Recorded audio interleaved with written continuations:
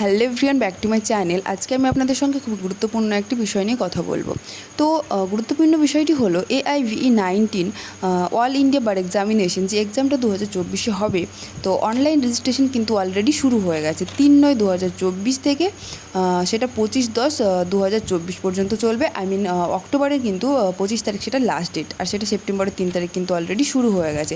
এবং সেটার admit card যেটা হয় সেটা কিন্তু 18/11/2024 নভেম্বরের 18 তারিখ কিন্তু রিলিজ হবে, যদি না ফর্ম ফিল আপের ডেটটা কোনো এগোনোর পিছনে কোনো ব্যাপার থাকে। যদি থাকে সেটা কিন্তু ওয়েবসাইটে আপনারা পেয়ে যাবেন।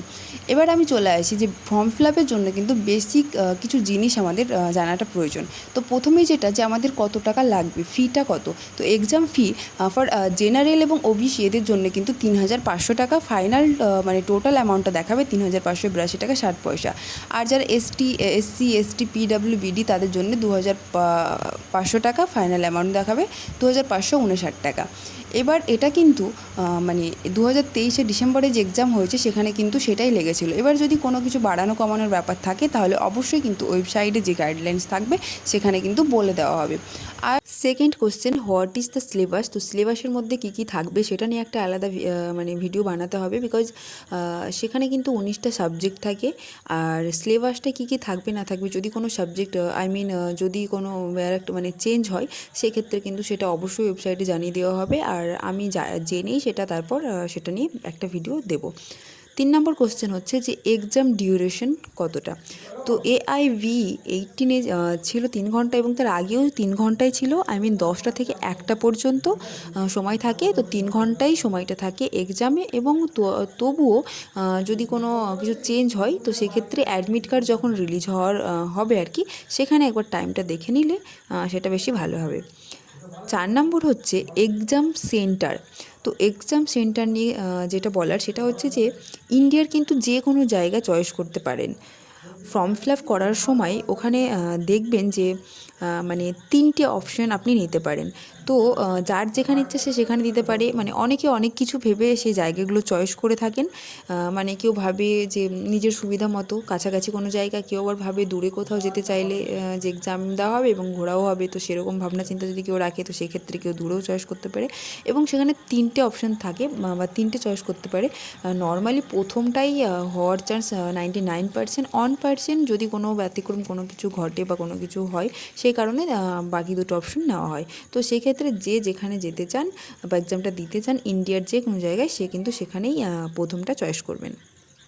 তারপরের কোশ্চেনটা হলো যে what kinds of beer acts allow, কোন ধরনের বিয়ার অ্যাক্ট অ্যালাউ করবে। হ্যাঁ, এটা বলার কারণ হচ্ছে যে বিয়ার অ্যাক্ট কিন্তু উইদাউট শর্ট নোট এবং উইথ শর্ট নোট থাকে। তো এখানে যেটা উইথ শর্ট নোট সেটা কিন্তু অ্যালাউ হবে না, উইদাউট শর্ট নোটটা অ্যালাউ হবে। তো সেই ক্ষেত্রে এই বিয়ার অ্যাক্টগুলো আপনারা চাইলে কি অনলাইন কিনেও নিতে পারেন। বুকস অ্যালাউ অর নট, না, বুকস কিন্তু অ্যালাউ নয়। এবার আমি যতটা দেখেছি, আমি যখন পরীক্ষা দিয়েছি অনেকে দেখেছি বুকস নিয়ে গেছে, টেক্সট বুক বড় বড় নিয়ে গেছে, তারা মোটা মোটা বুকসগুলো নিয়ে গেছে। সেই ক্ষেত্রে সেটা না করাই ভালো, কারণ এটা গাইডলাইন্সে নেই, এটা কিন্তু রুলসের বাইরে। তাই রুলসের বাইরে কাজ করাটা উচিত নয়। যদি কোনো প্রবলেম হয় তাহলে কিন্তু আপনার প্রবলেম হবে। তাই এখানে বিয়ার অ্যাক্ট ক্যারি করাটাই সবথেকে বেটার, আর এটাই ভালো হবে। তারপর হচ্ছে পাসিং মার্কস। পাসিং মার্কস যারা ওবিসি এবং জেনারেল তাদের জন্য 45% এবং যারা SC ST ও PWBD তারা 40 40%।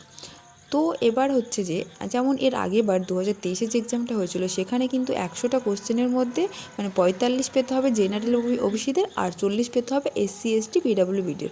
এবার কি হয়েছে, এর আগে 2023 যে এক্সামটা হয়েছিল সেখানে কিন্তু বেশ কিছু কোশ্চেন কিন্তু গন্ডগোল ছিল। তো সেই ক্ষেত্রে কি হয়েছিল, সেই ক্ষেত্রে যে কটা কোশ্চেন গন্ডগোল থাকবে সেগুলো বাদ দিয়ে যদি 5টা কোশ্চেনে গন্ডগোল থাকে তাহলে 95-এর মধ্যে 45 কাউন্ট করা হবে বা 40 কাউন্ট করা হবে। তো সেই ক্ষেত্রে এটা হতে পারে।